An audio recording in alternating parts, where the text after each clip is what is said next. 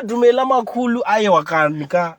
kubulawayo ka aiwa ndo anonzi varume vanokubulawayo ka aiwa guys I'm proud of you vanokubulawayo even as long as kuri bulawayo chetika aiwa so nyaya iri kuitika ndeyekuti pane ofisi iri ikokoko inozikana kuti ofisi yetriplec yakangomuka yatopendwa blue voisa bhana ravo padenga nepicture rachamisa nyaya iyo yakaletsa so panapa chakazoitika chekuti ana Mwonzoro akatosvika pakutopindira zvikanzi dear brothers and sisters please leave our Bulawayo offices immediately. What you are doing is theft in broad daylight. So achaziva kuti manje kuti Mwonzoro uyu akusaidi ripi apa Mwonzora akusaidi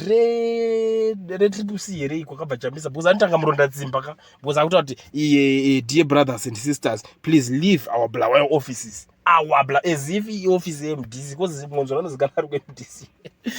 gore rinokubuditsana furo baba my we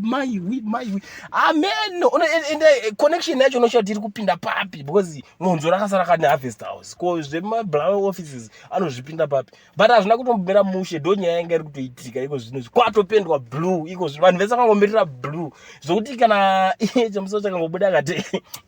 hatichaise blue tanoisa kana pink vanhu vese vanomuka vakangopfeka pink ende vanotozviziva vanhu vakuti maiwi munhu iye magetsi so ndo nyaya iri kuitika